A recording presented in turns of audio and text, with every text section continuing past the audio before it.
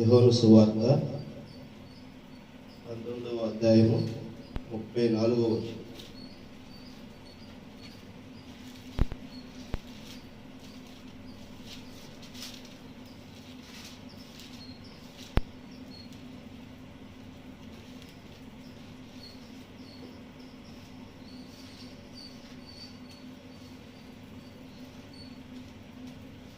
చూచినవాడు సైనికులలో ఒకడు ఈటెతో ఆయన ప్రక్కను పొడిచెను, వెంటనే రక్తమును నీళ్లను కారెను. ఇది చూచిన వాడు సాక్ష్యం ఇచ్చుచున్నాడు. అతని సాక్ష్యము సత్యమే. మీరు నమ్మునట్లు అతడు సత్యము చెప్పుచున్నాడని ఆయన పరలోకమైందండి, పరిశుద్ధమైందండి ప్రభువైనా మీకు వందనాలు తండ్రి, వందనాలు స్తోత్రం తండ్రి, స్తోత్రం నాయన. మిక్కిలిగా ప్రేమించిన నా దేవ నా తండ్రి, మీకు ఏమి చెప్పుకోవడం తీర్చుకోగలం నాయన. ఈ ఉదయ కాలంలో ప్రభా మేము ఒక వాక్యమును ప్రభా మేము ప్రకటించుటకు ప్రభా మీ వాక్యమును అభ్యసించుటకు ప్రభా ఇచ్చిన సమయాన్ని బట్టి మీకు వందనాలు చెల్లించుకుంటున్నాం తండ్రి. సమస్తమును సమకూర్చిన నా దేవ నా తండ్రి, మా యొక్క ఆలోచనలు ప్రభా మరుగున పెట్టండి తండ్రి. మీరే రంగం మీద ఉండి ప్రభా ఈ యొక్క నిజ సత్యమని ప్రభా, సర్వసత్యమని ప్రభా, ఈ వాక్యం వెనుక దాగి ఉన్నటువంటి ప్రభా నిజమైనటువంటి సత్యమని ప్రభా, సర్వసత్యమును ప్రకటించండి తండ్రి.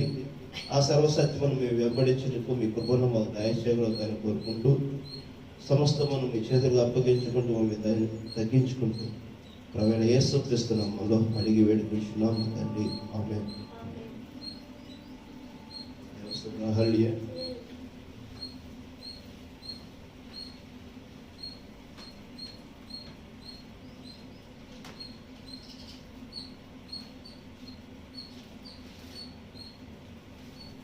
ఒక ఊరు నుంచి ఒక ఊరికి వెళ్ళాలంటే ఏం కలిగి ఉండాలి?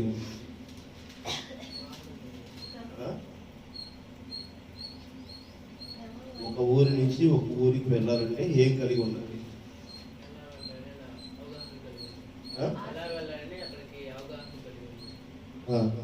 ఇంకా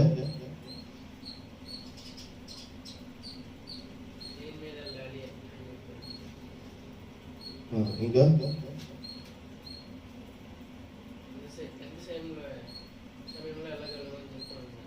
ఇంకా అంటున్నానంటే ఒక ఊరు నుంచి ఒక ఊరికి వెళ్ళాలంటే ఏమి కలిగి ఉండాలి?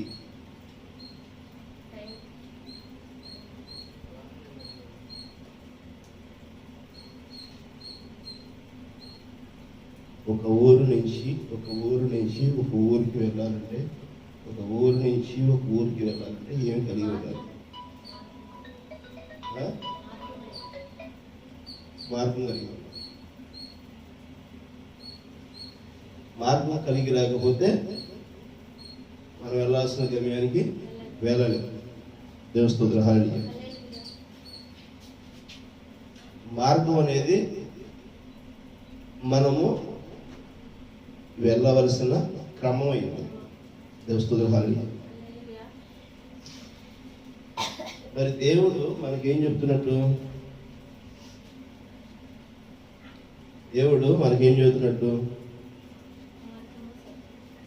మనం ఎక్కడి నుంచి ఎక్కడికి వెళ్ళాలంట?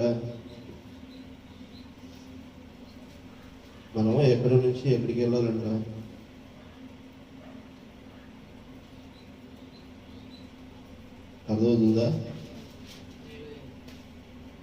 26 మత్తయి సువార్త 26వ అధ్యాయము 53వ వచనం. మత్తయి సువార్త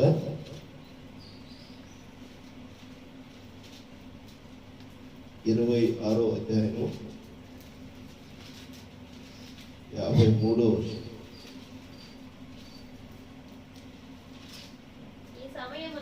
ఈ సమయమున నేను నా తండ్రిని వేడుకొనలేదనియు వేడుకొనిన ఎడల ఆయన 12 సేవా వ్యూహముల కంటే సేనా వ్యూహముల కంటే 12 సేన వ్యూహముల కంటే ఎక్కువ మంది దూతలను ఇప్పుడే నాకు పంపుడనియు నీవు అనుకొనుచున్నావా? స్తోత్రం. హల్లెలూయా. 67వ వచనం చూడండి. అదే అధ్యాయము 67వ వచనం. అప్పుడు వారు ఆయన ముఖము మీద ఉమ్ము వేసి ఆయనని గుద్దిరి. కొందరు ఆయనను అరచేతులతో కొట్టి, క్రీస్తు నిన్ను కొట్టిన వాడెవడో ప్రవచింపుము అనేది. హల్లెలూయా.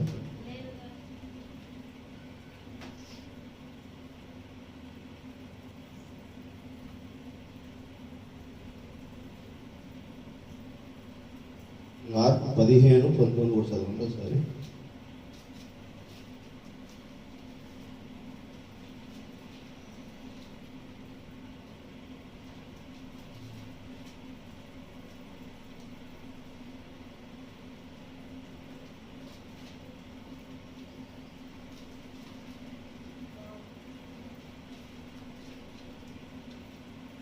అధ్యాయం 19.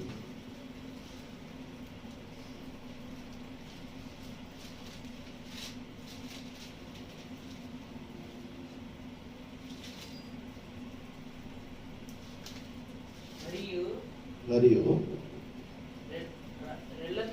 రెల్లతో ఆయన తల మీద కొట్టి ఆయన మీద ఉమ్ము వేసి మోకాళ్ళుని ఆయనకు నమస్కారం చేసిరి. వారు ఆయనని అపహాసించిన తరువాత ఆయన మీద నన్ను ఉదారంగు వస్త్రము తీసివేసి ఆయన బట్టలు ఆయనకు తొడిగించి ఆయనను సిలువ వేయుటకు తీసుకుని పోయేది. హల్లెలూయా. చదివిన వాక్యములు మీరు గమనిస్తున్నారా? ప్రభువైన యేసు క్రీస్తుని సిలువ వేసినప్పుడు జరిగినటువంటి సంఘటనలు అర్థమవుతుందా? ఇప్పుడు మనకి ఒక ప్రదేశం నుంచి ఇంకో ప్రదేశానికి వెళ్ళటానికి మనకేం కావాల్సి ఉన్నది?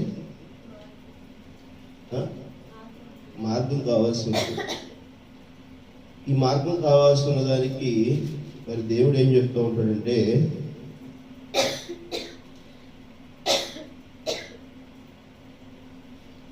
యోహాను సువార్త 18వ అధ్యాయము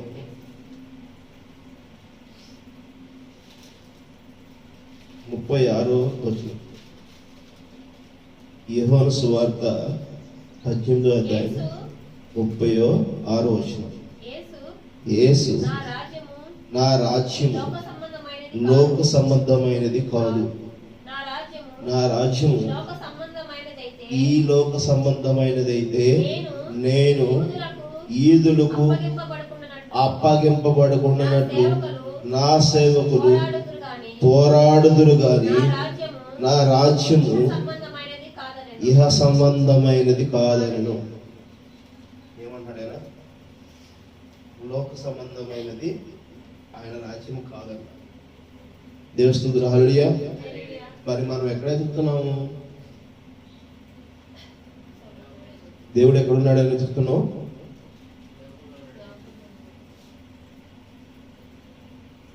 మీరు ఎక్కడ ఎత్తుకారు?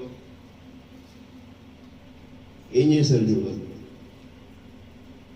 రెల్లి గడ్డిని తీసుకుని, రెల్లి అంటే మామూలుగా వరి కంకులు ఉంటాయి కదా, వరి కంకులు కాసేటువంటి ఇది గడ్డి ఉంది కదా, అది రెల్లి అనమాట. అది గడ్డి. ఇది గోధుమలు. అక్కడ ఏంటి ఎక్కువ పంట? గోధుమలు. అది తీసుకుని గడ్డి తీసుకుని గడ్డితో ఆయన తల మీద కొట్టి, ఎవరు కొట్టారు చెప్పు? ఎవరంట? ఎవరు కొట్టారు చెప్పు? తల మీద ముట్టిగా వేసి ఎవరు కొట్టారు చెప్పు అని ఎవరితో చేతులు ఆడుతున్నారు వాళ్ళు? యేసుక్రీస్తు. అది శరీరేచ్ఛగా జరిగింది. మరి ఇప్పుడు మనం ఏం చేస్తున్నాం? దేవస్తుతులు హల్లెలూయా. ఇప్పుడు ఈ లోకంలో ఏం జరుగుతుంది? అప్పుడు శరీరేచ్ఛగా చేశారు. అది తప్పు అని చెప్పేస్తారనేది మనం చెప్తున్నాం అని ప్రపంచం మొత్తం ఒప్పుకుంటారు. ఎందుకంటే ఆయన ఏ తప్పు చేయనివాడు, నిందారహితుడు. ఆయనకి సిలువ వేస్తే ఆయన మరణాంతరము మరణ ఏం జరిగిందంట? ఆయన చనిపోయాడు. ఇప్పుడు సిలువలో వేసిన తరువాత చనిపోయిన దాన్ని కన్ఫర్మ్ చేసుకోవడానికి ఏం చేశారు?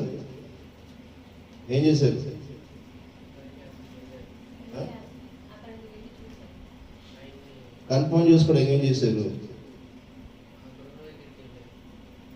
మొదటగా చదివిన వాక్యం అదే. మనం కన్ఫర్మ్ చేసుకోవడానికి ఏం చేశారు?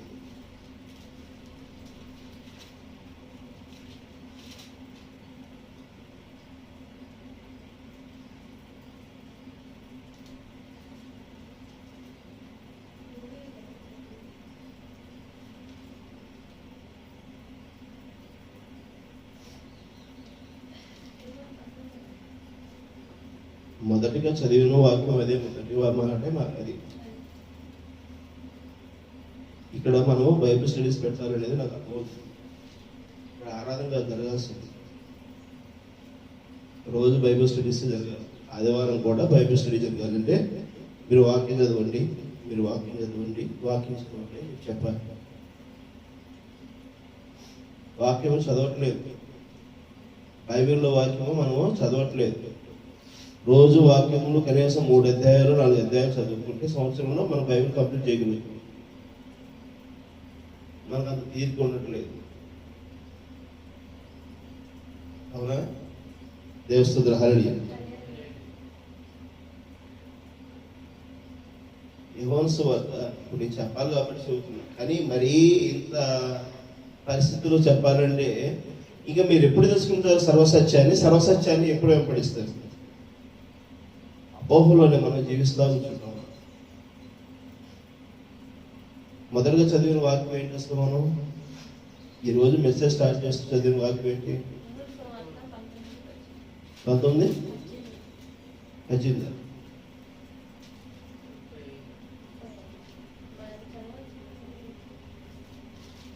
ఏముంది అక్కడ? చూచిన వాడు సాక్ష్యం ఇచ్చుచున్నాడు,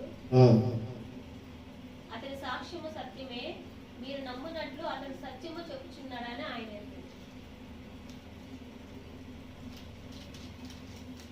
35 చదివామా?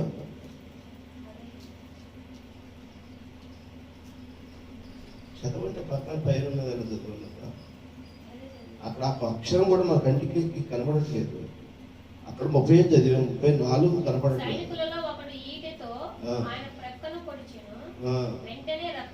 చదివింది మొదటి వాక్యము మనం 34. దేవస్తుతులు హల్లెలూయా.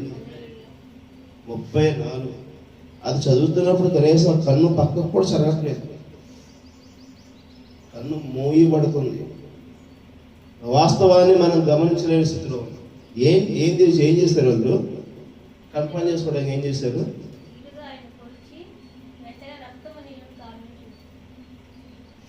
పొడిచారు. నీటి తీసుకుని పొడిచారు. ఎక్కడ? పక్క టెంపుల్లో. దేవస్తుతులు హల్లెలూయా. ఇక్కడ ఒక విషయం ఏంటంటే 37వ వచనం చూడండి. 19:31 వచనం. ఆ దినము సిద్ధపరచు దినము, మరుసటి విశ్రాంతి దినమును మహాదినమును కనుక ఆ దేహములు విశ్రాంతి దినమున శిలువ మీద వండుకుంటున్నట్లు వారు కాలు విరగొట్టించి వారిని తీసివేయించుమని యూదులు పిలాతును అడిగిరి. కాబట్టి సైనికులు వచ్చి ఆయనతో కూడా సిలువ వేయబడిన మొదటి వాని కాలు రెండో వాని కాలును విరగొట్టి వారు యేసు వద్దకు వచ్చి అంతకు ముందే ఆయన మృతి విండుట చూచి ఆయన కాలు విరగొట్టలేదు గాని సైనికులలో ఒకడు వీటితో ఆయన ప్రక్కన పొడిచెను. దేవుని హల్లెలూయా. యోహాను గారు అంటారు, ఒక్క వెనుముక కూడా ప్రభువైన యేసుక్రీస్తుకు విరగదు అని చెప్పారు. దేవుని హల్లెలూయా. ఒక్క వాక్యము కూడా తీయబడటకు వీలు లేదు. ఆమేన్. అర్థమవుతుందా? ఒక్క వెముక కూడా ప్రభువైన యేసుక్రీస్తుకు విరగడానికి. ప్రభువైన యేసుక్రీస్తుతో పాటు తన యొక్క శిష్యులు ఇద్దరికి సిలువ వేశాడు. ప్రభువైన యేసుక్రీస్తు కలవరి సిలువలో ఆయన వేసినప్పుడు అటుపక్కన ఇటు పక్కన కూడా మమ్మల్ని కూడా సిలువ వేయండి అన్నప్పుడు వారు కూడా సిలువ వేయబోయారు. దేవుని హల్లెలూయా. అయితే వాళ్ళ కాళ్ళు ఎరగొట్టారు. మొదటి వాని కాళ్ళు, రెండవ వాని కాళ్ళు ఎరగొట్టారు. మూడో వారి కాలు అయినటువంటి ప్రభువైన యేసుక్రీస్తు కాళ్ళు విరగొట్టడానికి వచ్చినప్పుడు ఈయన అప్పటికే చనిపోయి ఉన్నాడు. దేవుని హల్లెలూయా. ఎందుకు చనిపోయాడు ఆయన? దేవుని హల్లెలూయా. ఎందుకు చనిపోయాడట? ఆయన ఎందుకు చనిపోయాడు? 18వ అధ్యాయంలో చెప్పబడుతుంది లేకపోతే ఆయన ఎందుకు చనిపోయాడు? యోహాను సువార్త 18వ అధ్యాయంలో యేసు, నా రాజ్యము ఈ లోక సంబంధమైనది కాదు, నా రాజ్యము ఈ లోక సంబంధమైనది అయితే నేను యూదులకు అప్పగింపబడకుండానట్లు నా సేవకులు పోరాడుదురు గాని నా రాజ్యము ఇహ సంబంధమైనది కాదనెను.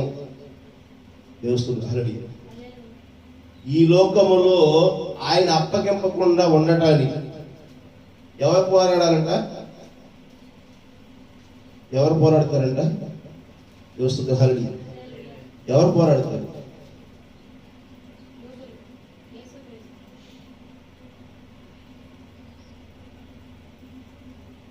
ఎవరు పోరాడతారు? వాక్యం చదవండి. 36 వచ్చి 18:36 వచ్చి చదవండి. నా సేవకులు. ఇప్పుడన్నీ ఏంటంటే ఇది మెసేజ్ కాదు, క్విజ్ పోటీలు జరుగుతున్నట్టుగా ఉంది. ఇప్పుడు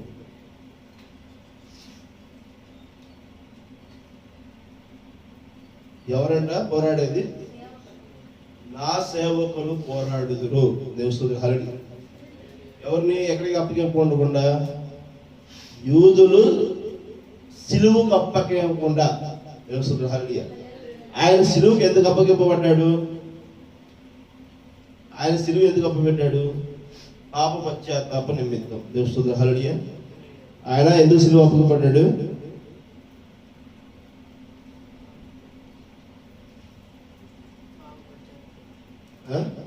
నేను చెప్పిన మాట కూడా మీరు చెప్పబోతుంటే అంగుళం కదలట్లా.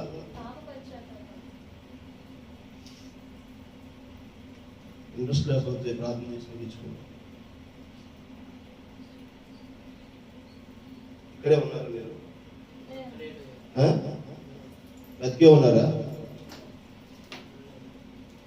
సిలువ వేయబడిన వారు ఉన్నారు. ఇంట్రెస్ట్ లేకపోతే ముగించేద్దాం వాక్యం. నేను చెప్పిన మాట కూడా మీరు చెప్పబోతుంటే నేను ఒక టైం వాళ్ళకి వెళ్ళిపోతాను. నేను కూడా చచ్చిపోతాం అని చెప్తాను.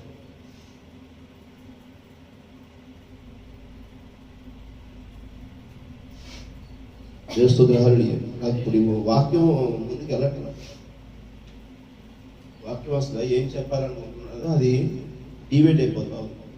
దేవుని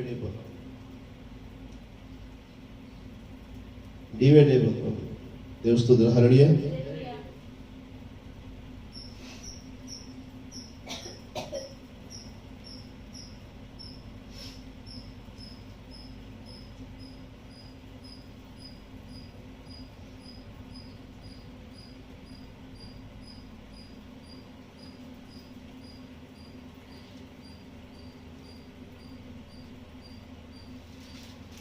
పాట పాడు.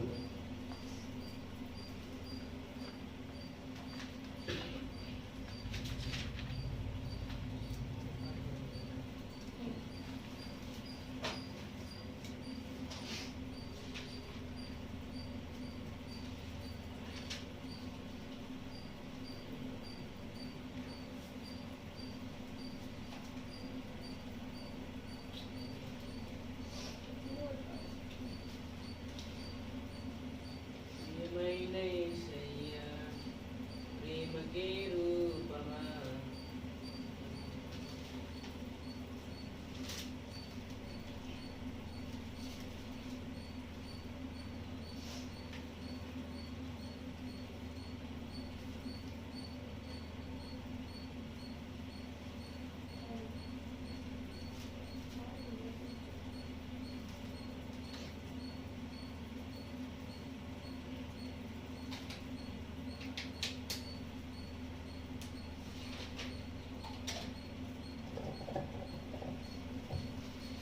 కృపా కృపా నా యేసు కృపా కృపా కృపా కృపా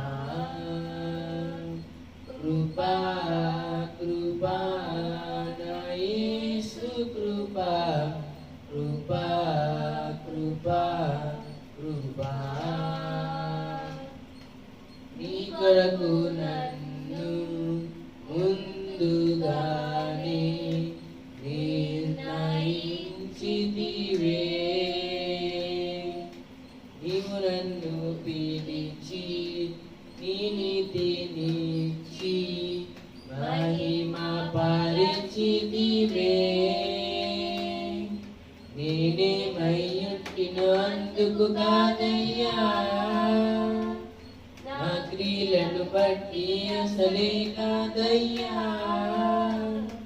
చూపావు ప్రేమ నాపై పిలిచావు నన్ను కృపకై జనములకు ప్రవక్తగా నన్ను నియమించావయ్యా నా తల్లి గర్భమునందే ప్రతిష్ఠించావయ్యా జనములకు ప్రవక్తగా నన్ను నియమించావయ్యా నా తల్లి గర్భమునందే ప్రతిష్ఠించావయ్యా కృపా కృపా నా యేసు కృపా కృపా కృపా కృపా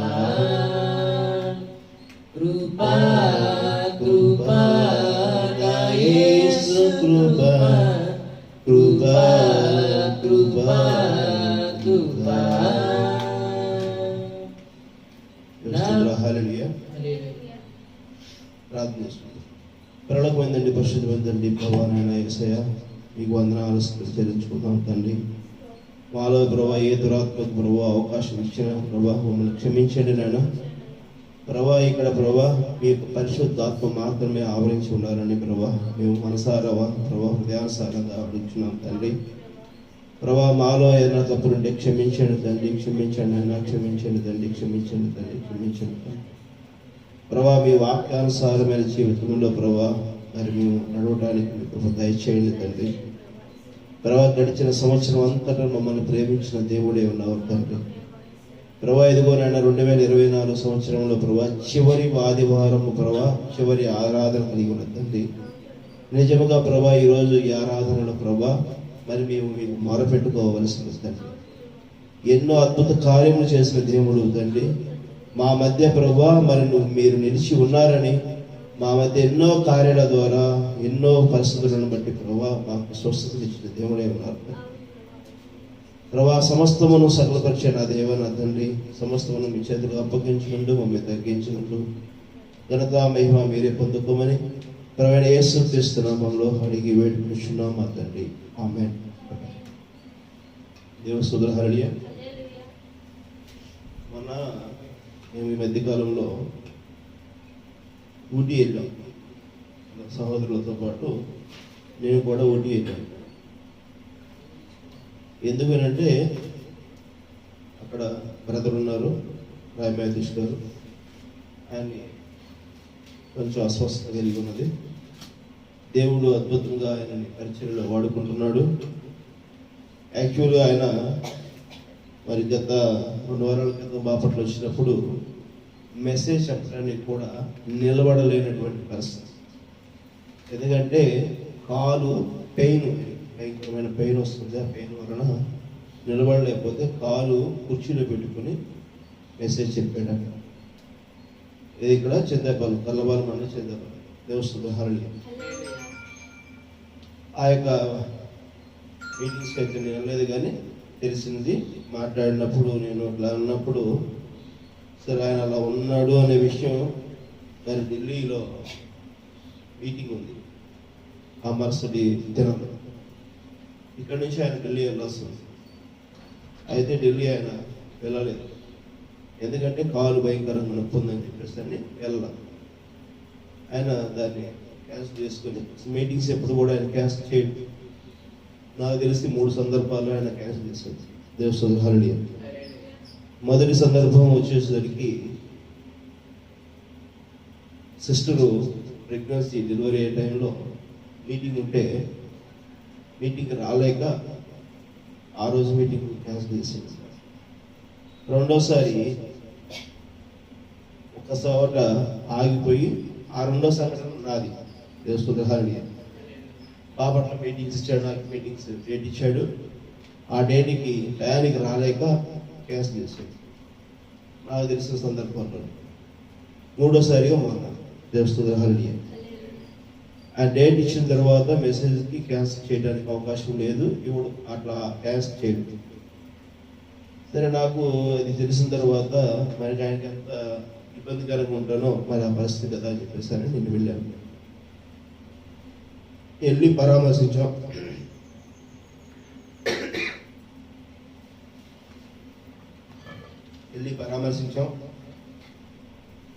అయిపోయింది, తిరిగి వస్తాం.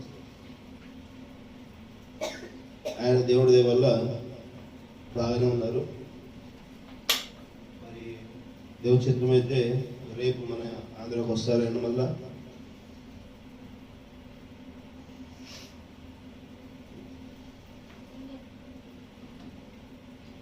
దేవుడి చిత్రం అయితే 2వ తారీఖు ఖాళీ ఉన్నది ఆయనకి డేట్లు.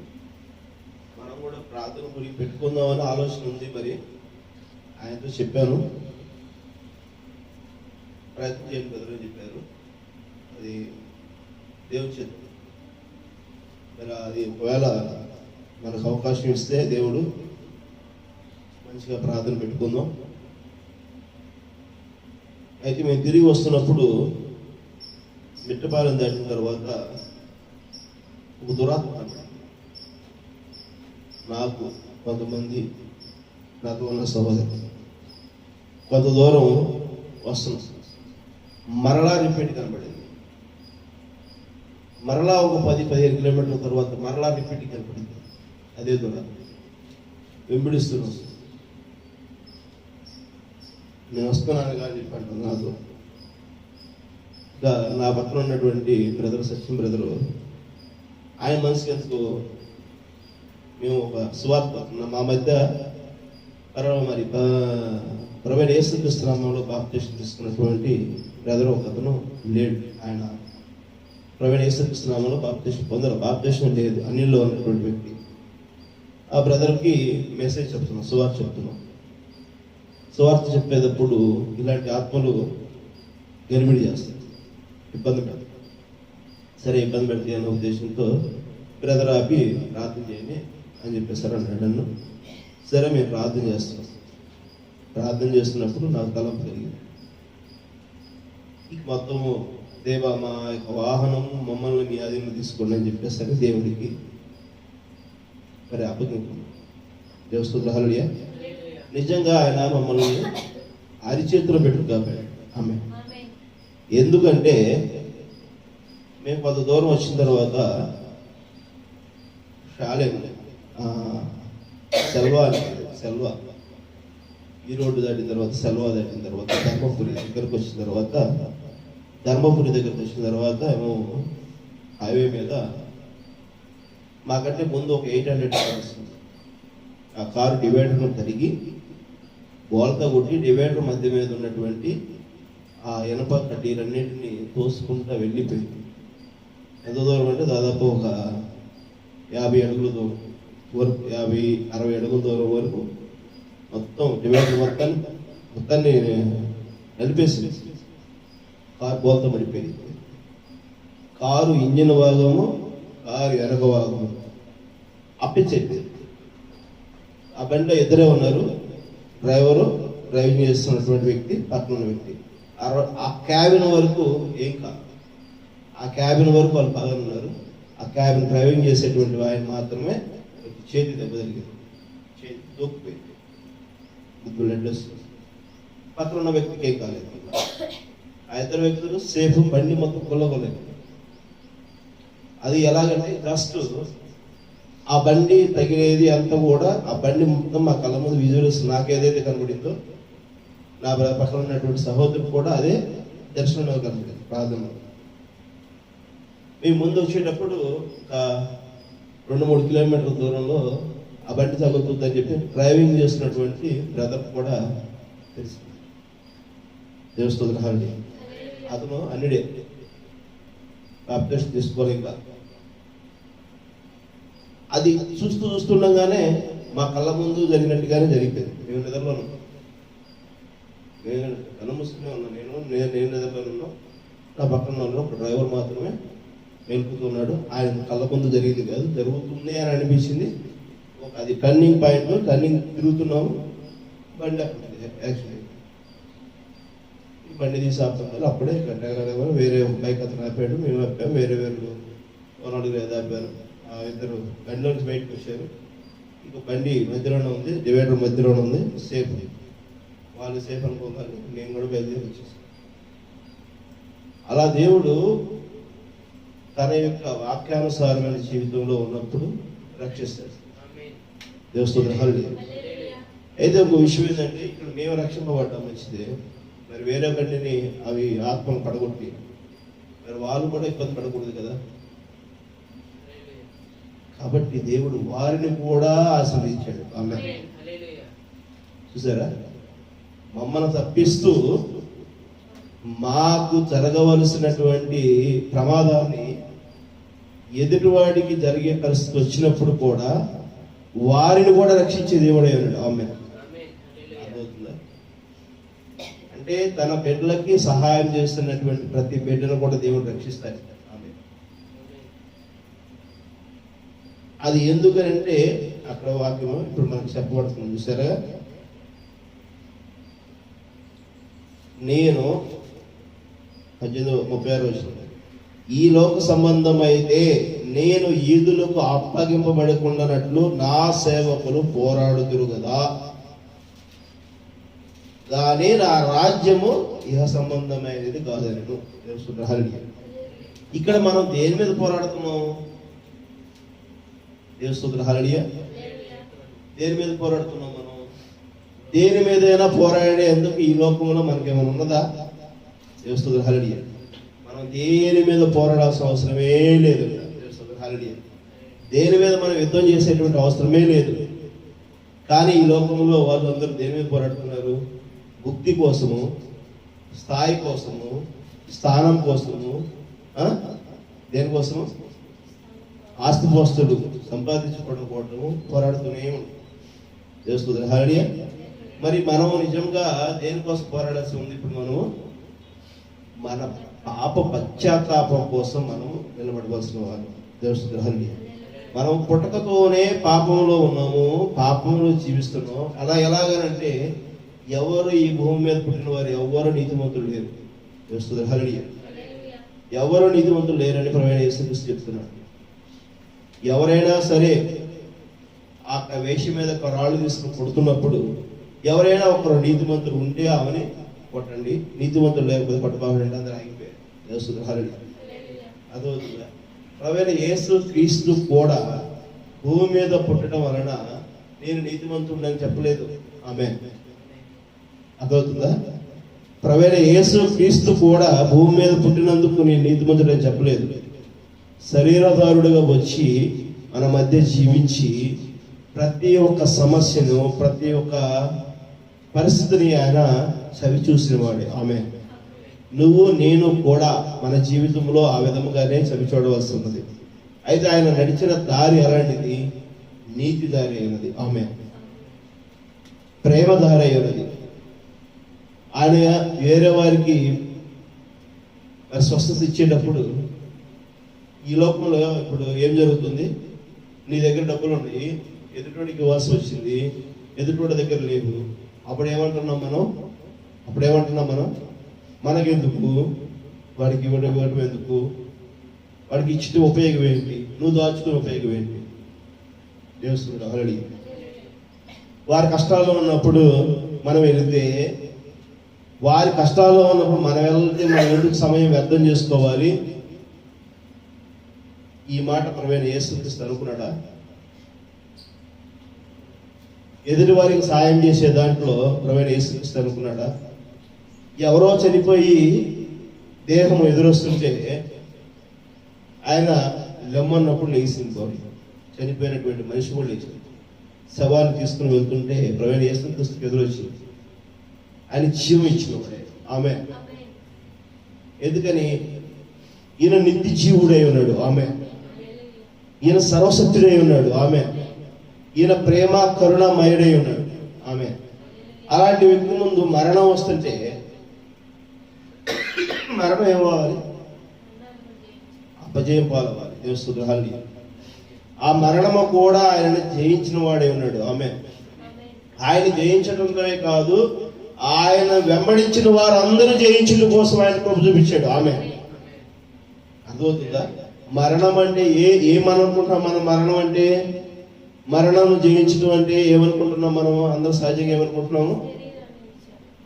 శరీర మరణము జయించడం అని చెప్పి అనుకుంటున్నారు. దేవస్తుగ్రహాలని ప్రవేణ యేసు క్రీస్తు మార్గము శరీర మరణాన్ని జయించడానికి కాదు. దేవస్తుగ్రహాలని అర్థమవుతుందా?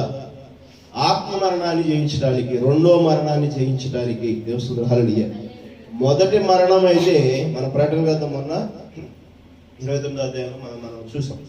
ప్రకటన గ్రంథం అధ్యాయం 22వ అధ్యాయం చూసాం. మొదటి మరణాన్ని మనమైతే చవి చూస్తాం, కానీ రెండో మరణాన్ని మనం చవి చూడకూడదు. దేవస్తుగ్రహాలని ఎందుకనంటే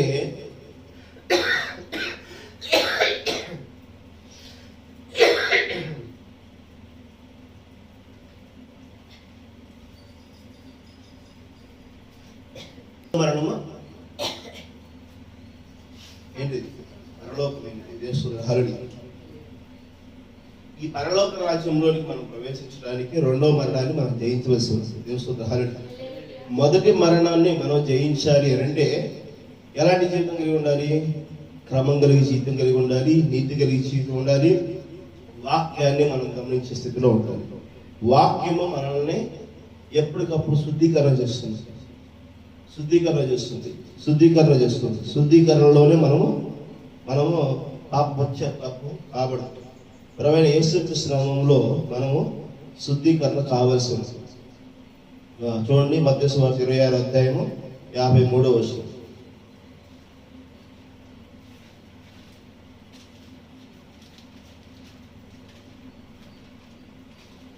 ఈ సమయము నేను నా తండ్రిని లేననియు వేడుకుని ఎడల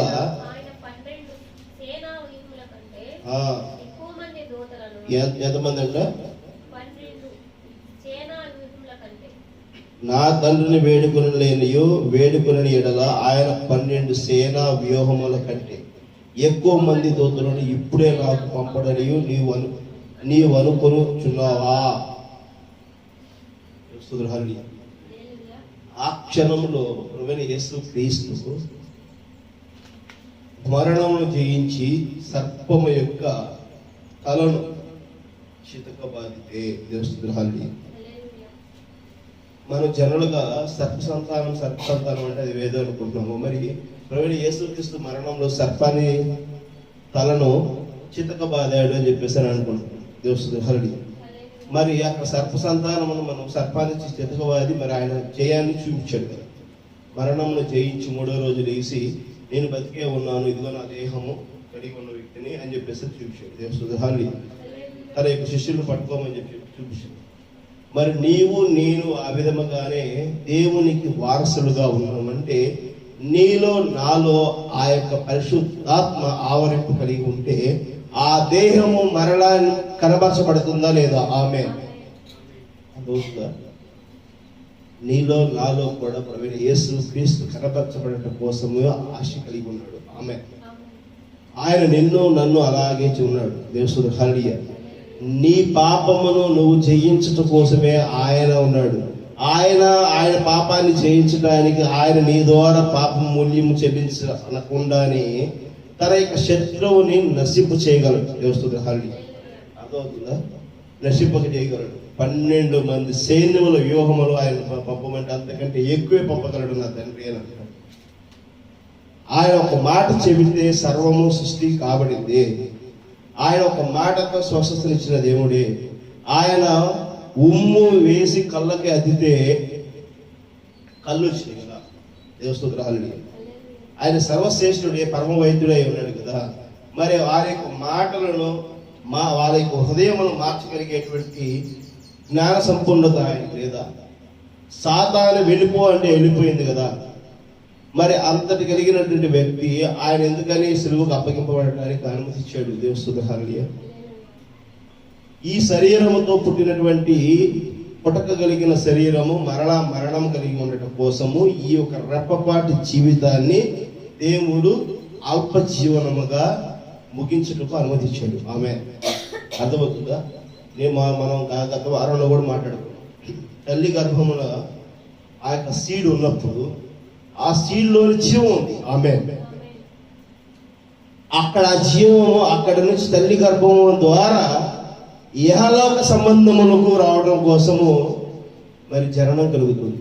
దేవస్తుత్రాలు కానీ ఈ ఇహలోక సంబంధము నీవు నేను నీ కంటితో నా కంటితో చూసేటువంటి ఈ యొక్క ప్రకృతి సంబంధమైనటువంటిది ఈ యొక్క లోకమే మనం చూస్తున్నాం. కానీ మరి ఆ తల్లి గర్భము లోపల ఆ బిడ్డ ఆ కణములో ఇమిడి ఉన్నప్పుడు ఆయన ఏమి చూస్తున్నాడో ఆ యొక్క రాజ్యం ఏమున్నది అనేది నీ సైన్సు నా సైన్సు, నీ జ్ఞానము నా జ్ఞానం చెప్పగలుగుతుందా?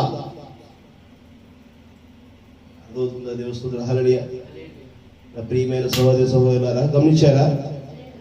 ఆ కణము లోపల ఉన్నటువంటి జీవం ఉంది కదా, ఆ శుక్రకణంలో జీవం ఉంది కదా, ఆ శుక్రకణంలోనే ఒక శిశువు ఉంది కదా. నీ యొక్క దేహము ఉత్పత్తి ఏ విధంగా పెరుగుతుందో ఆ యొక్క దేహము అభివృద్ధి అంతా కూడా ఆ కణములోనే ఇమిడి ఉన్నది కదా. ఆ కణములో చుట్టూ ఉన్న వాతావరణంలో ఏ ఉన్నవి అనేదాన్ని నువ్వు నేను చూడగలుగుతున్నావా? నీ సైన్స్ నా సైన్స్ అని చెప్పగలుగుతుందా? హల్లెలూయా. మరి ఇప్పుడు సైన్స్ గొప్పదా, విశ్వాసం గొప్పదా? ఆమె నమ్ముట నీ వలనైతే సమస్తము సాధ్యమే. ఆమె నువ్వు నమ్మితేనే కదా సాధించగలిగేది. నువ్వు నమ్మట్లేదు మొదటిగా. ఆమె అర్థమవుతుందా? పుస్తక ముద్రణ చేయగలుగుతామని నమ్మితేనే 18వ శతాబ్దంలో ముద్రణకి అనుమతి రాబడింది. అంతకుముందు లేదు పుస్తక ముద్రణ. అర్థమవుతుందా? దేవస్తుత్రాలు హల్లెలూయా. ఒక స్క్రీన్ మీద ఒక వీడియో కనబడే విధంగా, అక్షరాలు కనబడే విధంగా కంప్యూటర్ రూపొందించడం అనేది 91వ సంవత్సరం నుంచి మన యొక్క ప్రపంచం మొత్తం వ్యాప్తి చెందుతూ వచ్చింది. మరి అంతకుముందు లేదు. ఈ 19వ శతాబ్దం ముందు స్క్రీన్ లేదు. ఉన్నదని చెప్పి మనం అనుకుంటున్నాం. అది ఒక తరమై ఉన్నది. ఆమె హల్లెలూయా. ఎవరెవరో ఏదో రకాలుగా చెప్తా ఉంటారు. అప్పుడే ఇవన్నీ కాలజ్ఞానం రాయబడింది. లేకపోతే అప్పుడే అంటే ఎప్పుడు? అప్పుడే. దానికి మూలమేది, అది ఎప్పుడు అనేది నిర్ధారణ చేసేది లేదు. ఊత పదం మాట్లాడి మనమే డిసైడ్ చేస్తాం. హల్లెలూయా. అర్థమవుతుందా? ఏది కూడా మనం డిసైడ్ చేసేటువంటి తీర్పు చెప్పే స్థానం అనేది కాదు. మనం సరి చేసుకోవాల్సిన స్థానమే ఉన్నది. మనం శుద్ధి చేసుకోవాల్సిన స్థానమే ఉన్నది. మన క్రమపరచుకోవాల్సిన స్థానమే ఉన్నది. మనం క్రమముగా నడవవలసిన స్థానమై ఉన్నది. ఆమేన్. మన పుడక ఏ విధముగా ఉన్నదో మన మరణం ఆ విధంగా ఉన్నప్పుడు పుట్టిన కాడ నుంచి మరణం వరకు కూడా దశల వారీగా మనిషి వృద్ధి చెందుతూ వస్తున్నాడు. దేవస్తుత్రాలు హల్లెలూయా. మరి అదే విధముగా మన జీవితం యొక్క చుట్టూ వాతావరణాన్ని కూడా మనం దశల వారీగా అమర్చుకోవాల్సింది. ఆమేన్. ఆ అమర్చుకోవాల్సిన అవసరం ఉంది. కాబట్టి మన యొక్క పరిస్థితులకి అనుకూలంగా 7 యొక్క సంఘ కాలాలలో 7 ప్రవక్తల ద్వారా 7 మరి ఒక బలమైనటువంటి ప్రణాళికలను ఆయన బలపరిచాడు. దేవస్తుత్రాలు హల్లెలూయా. అర్థమవుతుందా? అవి ఒకటిగా మరి నువ్వు ఎప్పుడైతే బలపరుచుకుని రూపుదిద్దుకుంటావో, ఒక మ్యాన్ ఆఫ్ పవర్గా నువ్వు తయారవుతావో, అప్పుడే పిరమిడ్ యొక్క రూపం సంపూర్ణమవుతుంది. అప్పుడే మనిషి యొక్క రూపము సంపూర్ణమవుతుంది. అప్పుడే నీ తల రాయి నీ మీద కూర్చోగలుగుతుంది. హల్లెలూయా. ఇది కనపడనటువంటిది, ఈ ఆలోక సంబంధములో కనపడనటువంటి రూపమైనది. లోక సంబంధముగా నువ్వు శరీరధారుడిగా నువ్వు చూస్తున్నావు కానీ, ఇహలోక సంబంధముగా నువ్వు బతుకుతున్నావే కానీ, ఆ యొక్క రాజ్యములోని ఆ రాజు పరిపాలనలోకి ఆ రాజే నీ సైన్యాధికారిగా ఉన్నాడని నువ్వు ఆ విధమైనటువంటి జీవితాన్ని కలిగి ఉండే విధంగా నువ్వు జీవితాన్ని కలిగి ఉండకుండా ఉంటున్నావు. నువ్వు ఆ విధంగా ఉంటేనే దేవుని చిత్తానుసారంగా నువ్వు జీవించగలుగుతావు. ఈరోజు చెప్పవలసిన లేఖనాలన్నీ కూడా మీ మధ్య నేను చెప్పాను, చదివించాను. మత్తయి సువార్త కానీ, యోహాను సువార్త కానీ, మరి మార్కు సువార్త 15-19 వాక్యాలు కానీ చదివించాం. ఇది మనము ఆత్మ సిబ్బంది ఇప్పుడు చూడండి, మత్తయి సువార్త 26వ అధ్యాయము 41వ వచనం చూడండి. మీరు సోదరులో ప్రవేశించుకుంటున్నట్లు మెలకువగా ఉండి ప్రార్థన చేయుడి. ఆత్మసిద్ధమే గాని శరీరము బలహీనమని పేతురుతో చెప్పి మరలా రెండో మారు వెళ్ళి, నా తండ్రి, నేను దీనిని త్రాగితేనే గాని ఇది నా యొద్ద నుండి తొలగిపోవుట సాధ్యము కాని ఎడల నీ చిత్తమే సిద్ధించుగాక అని ప్రార్థించి తిరిగి వచ్చి వారు మరలా నిద్రించుట చూచెను. ఎలా అనగా వారి కన్నులు భారముగా ఉండెను. ఆయన వారిని మరలా విడిచి వెళ్ళి ఆ మాటలే చెప్పుచు 3వ మారు ప్రార్థన చేసి, అప్పుడు ఆయన తన శిష్యుల యొద్దకు వచ్చి, ఇక నిద్రపోయి అలసట తీర్చుకొనుడు, ఇదిగో ఆ క్రియ వశించినది, మనిషి కుమారుడు పాపుల చేత అప్పగింపబడిచున్నాడు. ఎవరు చేతంట? పాపుల చేతి. ఆయన ఎవరికి అప్పగింపబడుతున్నాడు? పాపుల చేతికి అప్పగింపబడుతున్నాడు కానీ ఎవరి చేతికి అప్పగింపబడలేదు? దేవుని యొక్క పిల్లలకి చేతికి ఆయన అప్పగింపబడలేదు. నీ కొరకు నా కొరకు ఆయన రాలేదు. నిన్ను నన్ను వెంబడించి నడిపిస్తానని చెప్పట్లేదు ఆయన. ఎవరి కోసం అంట? పాపుల కొరకు. అంటే మనం మొదటిగానే పాపులం అయి ఉన్నాం. హల్లెలూయా. మనం మొదటిగా పాపులం అయి ఉన్న వాళ్ళనే రక్షించడానికి ఆయన ఇచ్చాడు. హల్లెలూయా. ఈ పాపం కలిగిన వారు ఎప్పటికప్పుడు శుద్ధీకరణ చేసుకుంటూ ఉండాలి. శుద్ధీకరణ కలిగి జీవించాలి. హల్లెలూయా. ఈ శుద్ధీకరణతో మనము ఏమవ్వాలంట? ఆ యొక్క పరిశుద్ధాత్మ వరమును మనం కలిగి ఉండాలి. ఆ పరిశుద్ధాత్మ వరమును కలిగి ఉన్నప్పుడే దేవుని నిజముగా మనము చూడగలుగుతాం. హల్లెలూయా. కొంతమంది సైన్స్ డాక్టర్స్ చెప్తున్నారు, ప్రభువైన యేసు క్రీస్తుని సిలువ వేయబడినప్పుడు ఆయన గుండె బద్దలాయను అని చెప్తున్నారు. హల్లెలూయా. అవును. ఎందుకని?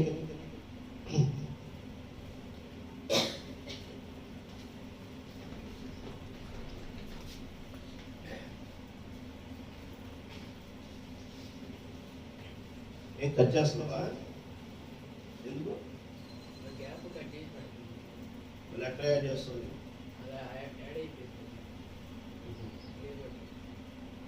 మధ్యలో మళ్ళీ వదులుతున్నావా?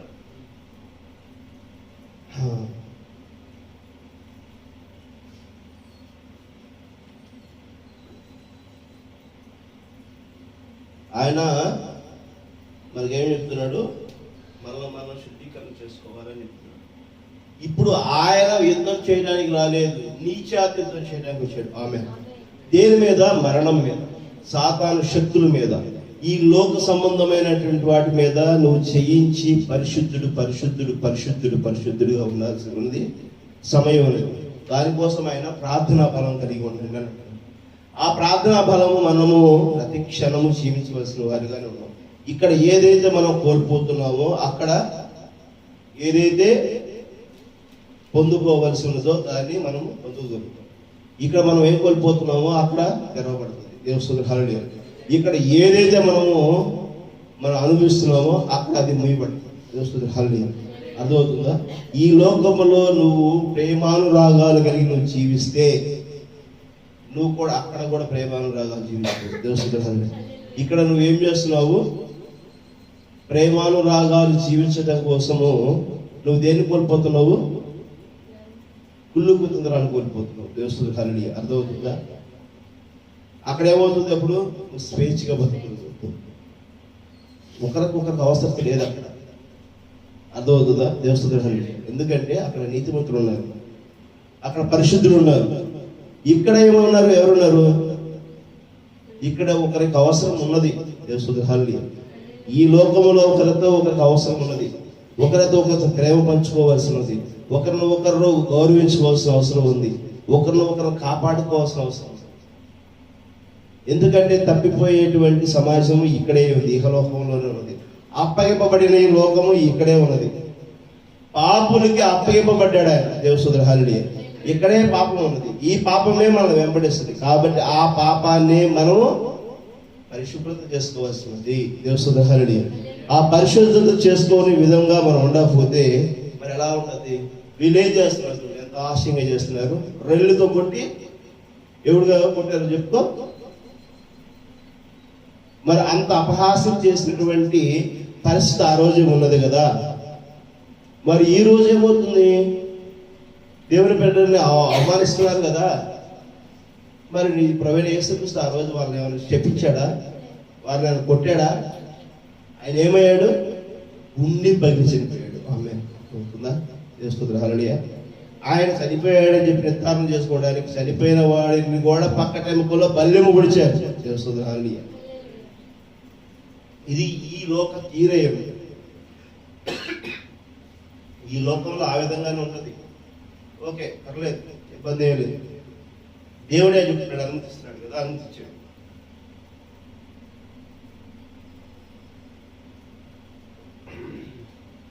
దేవుడే అనుమతించాడు. ఈ లోకము ఈ విధంగానే ఉంటుందని అనుమతించాడు. ఇది ఈ లోకములో కాదు కదా మనం ఉండవలసింది, ఆ పరలోక రాజ్య సంబంధంగా మనం జీవించవలసింది. నువ్వు నేను దేవుని చిత్తానుసారముగా మరి ఆ విధమైనటువంటి జీవితాన్ని కలిగి ఉన్నావా లేదా ఒకసారి ప్రశ్నించుకో. పడిపోయింది ఎవరు? మోసపోయింది ఎవరు? మన దేవుడేనా? మానవుడే కదా పడిపోయింది మొదటిగా. దేవుని హల్లెలూయా. పడిపోయింది ఎవరు? మానవుడే కదా, దేవుడు కాదు కదా.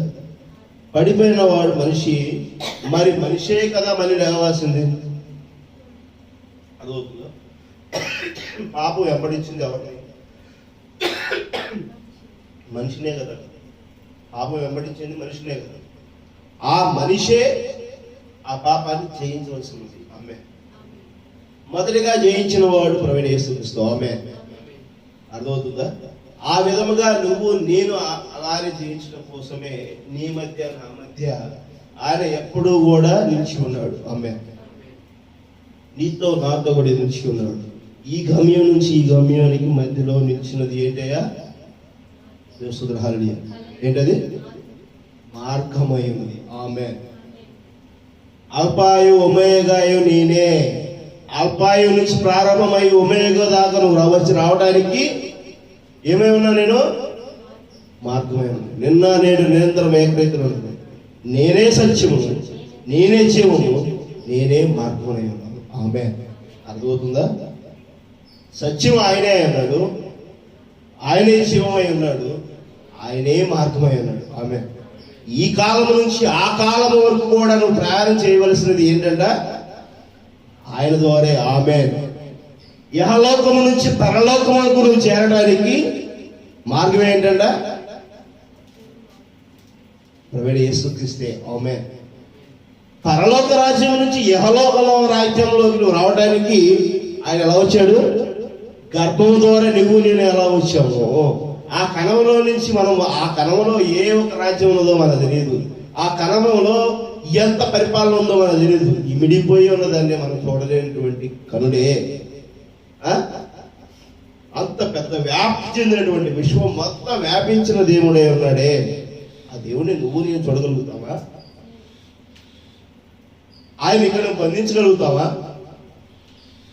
ఆయన వెంబడించగలిగడానికి మాత్రమే మన మార్గాన్ని సరళీకృతం చేశాడు. ఆమె తప్పిపోయే వారివి కాకుండా ఉండటం కోసము, సరైన మార్గంలో నడవటం కోసము, క్రమం కలిగిన జీవితం ఉండటం కోసము, తగ్గింపు కలిగి ఉండటం కోసము, ప్రేమ కలిగి ఉండటం కోసము, ఒకరినొకరు మరి యొక్క ప్రేమానురాగ జీవితం ఉండటం కోసము ఆయన ఒక మార్గాన్ని మనలో, నీలో, నాలో చూస్తున్నాడు. హల్లెలూయా. ఆ మార్గాన్ని నువ్వు కలిగి ఉండటం కోసమే ప్రార్థించమంటున్నాడు. దేవుడు హల్లెలూయా. అర్థమవుతుందా? ప్రార్థించమంటున్నాడు.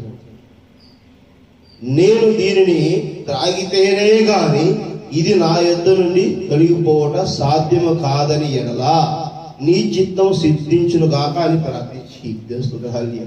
అది త్రాగితేనే, దేవుడు హల్లెలూయా, అది త్రాగితేనే ఇది నా దగ్గర నుంచి పోదని చెప్పేశానని నువ్వు అంటున్నావు. ప్రభువా, నీ చిత్తమైతే అది సిద్ధించును గాక. ఈ నిత్య జీవ ఓటను ఏమంటున్నాడు?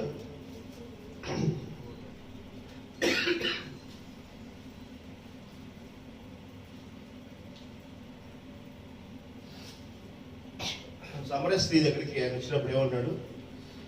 ఈ జలమును తోడుకున్నట్టు నీ దగ్గర అయితే ఆ యొక్క చెమ్ము ఉంది, తోడుకుంటావు. ఈ జలములు ఏదో ఒక నాటికి ఓట ఇంకిపోతుంది, కానీ నీకు నిత్యజీవము కలిగిన ఓటను ఇస్తారంట. అర్థమవుతుందా?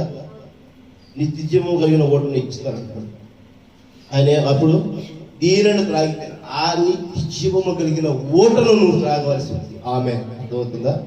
ఆ రక్తము, ఆ నీరు, ఆ పగిలిన గుండెలో నుంచి కారిన నీరు, రక్తము, ఆ ఓటను నువ్వు తాగవలసి ఉంది. అది తాగితే గానే ఇది నా యొద్ద నుండి తొలగిపోవుట సాధ్యము కాదని ఎడలా. ఏంటదట తొలగిపోవడం? ఏంటట?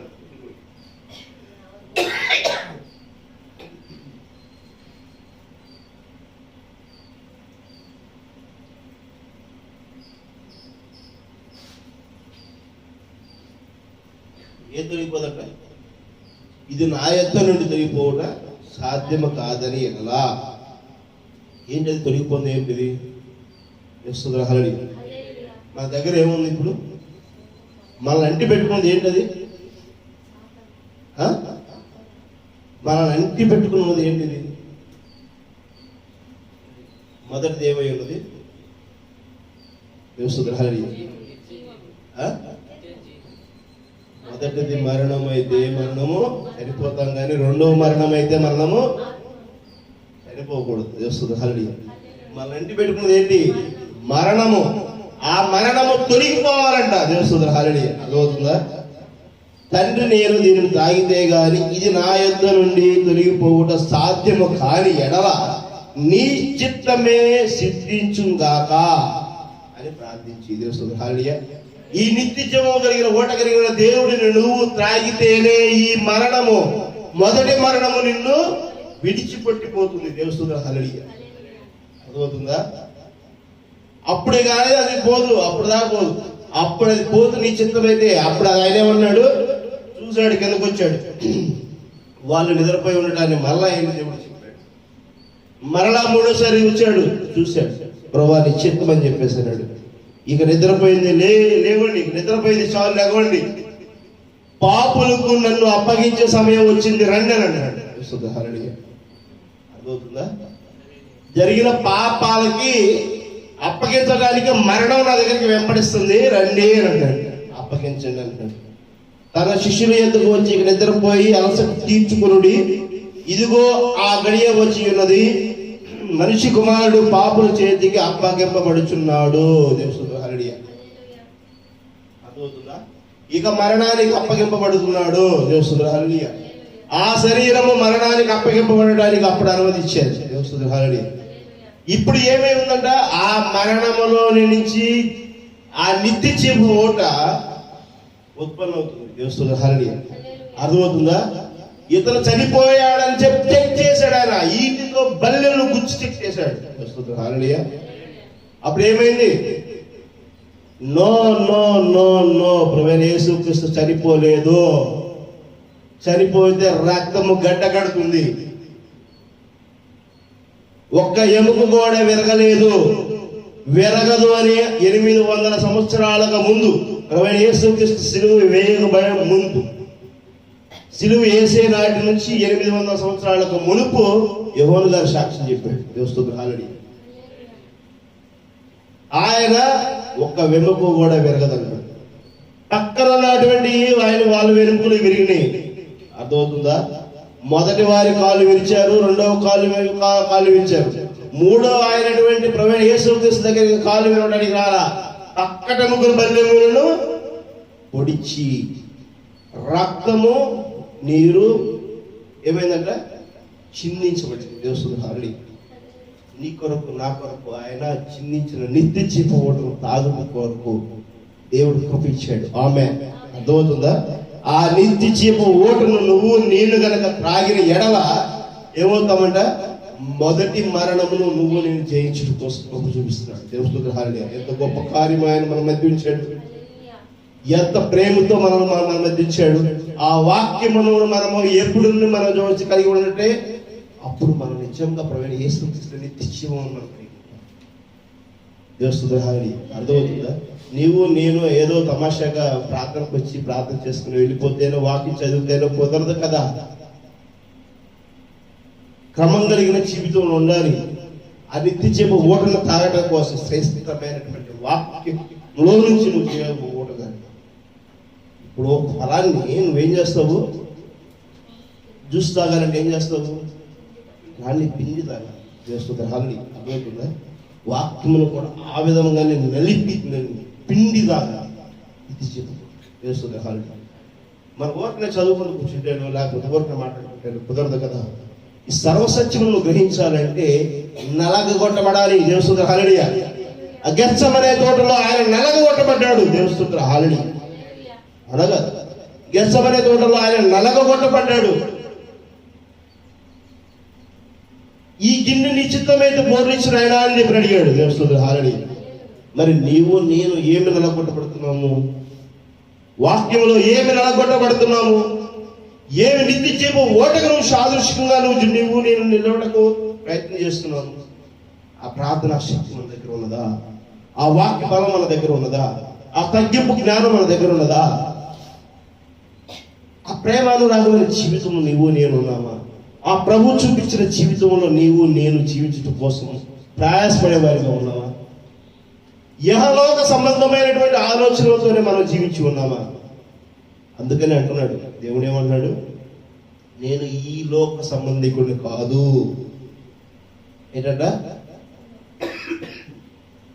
ఈ లోక సంబంధికుడిని కాదు. ఈ లోక సంబంధికుడిని అయితే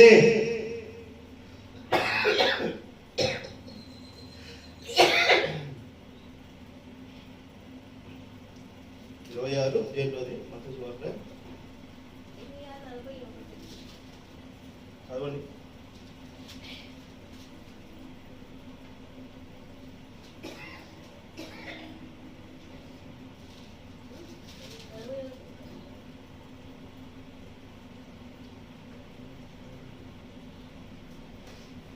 సోదరులు ప్రవేశించకున్నట్లు మెలకువగా ఉండి ప్రార్థన చేయుడి.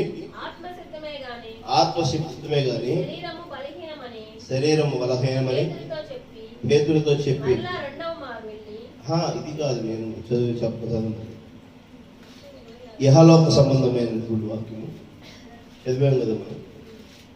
మార్కు సువార్త 15 పోతుంది.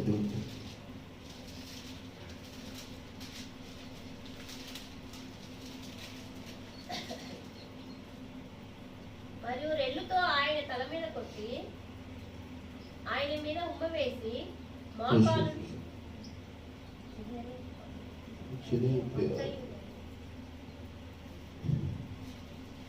దేవుడు 18:36 యోహాను 18:36.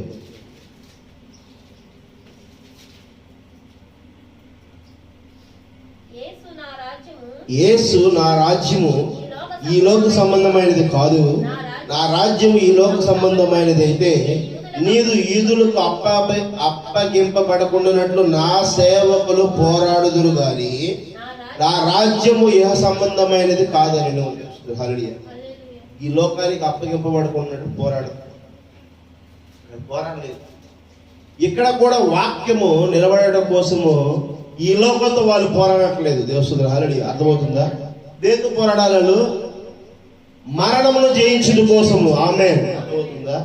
మరణాన్ని జయించడం కోసమే కానీ ఈ లోకంలో ఒకరి కోసం ఒకరు పోరాటం కోసం కాదు. ఈ లోక సంబంధమైనటువంటి వాటి కోసం మనం పోరాటం కాదు. దేవస్తులు హల్లెలూయా. దేవుడు నన్ను ప్రేమించి నిజంగా వాక్యము ఎంత అద్భుతమైన వాక్యం ఇచ్చాడు. ఇది మీకు అర్థమైందని చెప్పేసి నేను నమ్ముతున్నా. దేవస్తులు హల్లెలూయా. ఈరోజు వాక్యం నేరుగా మాట్లాడిన దేవుడే. ఆరోగ్యం సాధించకపోవటము, మరి జలుబు చేసుకున్నట్టు బాగా గుండె జలుబు చేసుకుంది. మరి ఎందుకనో మరి ప్రయాణంలో కొంచెం ఇబ్బంది అయిందిలే, దానివల్ల ఇట్లా జరుగుతూ వచ్చింది. దేవుడి చిత్తం. మరి ఎంత అద్భుతంగా మనల్ని ప్రేమించి నీతో నాతో మాట్లాడాడు. మరి దేవుడి చిత్తం అయితే ప్రార్థించండి అందరి కోసం. మరి రాబోతున్నటువంటి ఉగ్రతలో నీవు నేను పాల్వాస కాకుండా గడిచిన సంవత్సరం అంతా కూడా మనం ప్రేమించిన దేవుడే. మరి దేవుని చిత్తం అయితే రేపు సోమవారం సాయంత్రం నుంచి మరి జనవరి 1 మరి ప్రవేశం వరకు కూడా మనం ప్రార్థనతోనే కొనసాగుతాం. కేవలం ప్రార్థనతో ఉంటే మరి గడిచిన కాలం అంతా ప్రేమించిన దేవుడు మరొక సంవత్సరం 2025వ సంవత్సరంలోనికి ప్రవేశించుటకు మనకి అనుమతి ఇస్తే ఆయన చిత్తానుసారంగా మనం జీవించడం కోసం ప్రేమ కలిగి, ఆశ కలిగి, ప్రయాసంతో మనం జీవిస్తాం. ఆమేన్. ఈ తీర్మానంతోనూ మనం వెళ్ళడానికి కోసం, ప్రవేశించడం కోసం, 2025 సంవత్సరం చూడటం కోసం చూద్దాం. హల్లెలూయా. దేవుడు అనుమతి ఉంటే మనకి 2025 సంవత్సరము మరి జనవరి 1వ తారీఖు చూసేందుకు నీవు నేను దేవుడికి అనుమతి ఉంది.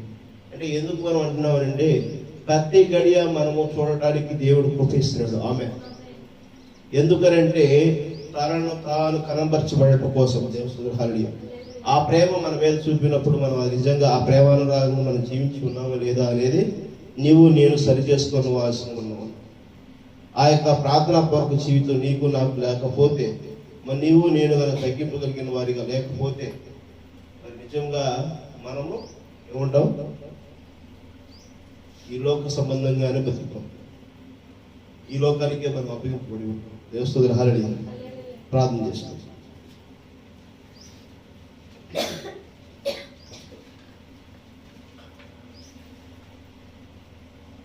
పరలోకమైన తండ్రి, పరిశుద్ధమైన తండ్రి, ప్రభువా నాయనా యేసయ్యా, మొదటిగా మమ్మల్ని క్షమించండి తండ్రి.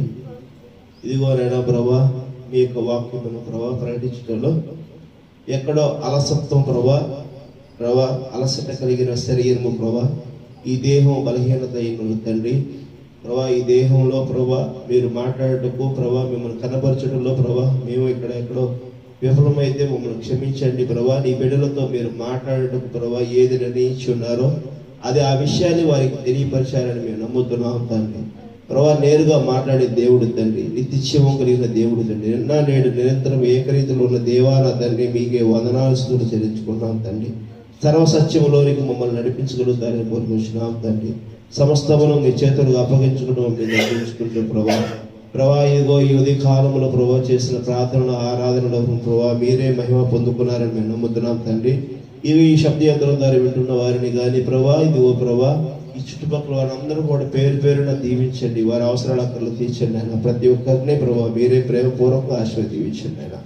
ఇదిగోనైనా నూతన సంవత్సరంలో ప్రవేశిస్తున్న తోడే ఉండండి ప్రభా. ఇదిగోనైనా మరి మేము గుంటూరు వెళుతుండగా కూడా మీరు తోడే ఉండండి. ప్రయాణంలో కూడా మీ యొక్క కృపచక్రము నడిపించండి తండ్రి. మీరే ప్రభా మీ ఆధీనంలో మమ్మల్ని తీసుకొని క్షేమంగా ఇది క్షేమంగా తిరగడంలోకి కాపులను భద్రపరిచి దీవించుకుని కోరుకుంటూ సమస్తమును మీ చేతులు అప్పగించుకోవడం మీ తగ్గించుకుంటూ కామహిమ మీరే పొందుకోమని ప్రవీణ యేసు క్రీస్తు నామములో అడిగి వేడుకొనుచున్నాము తండ్రి.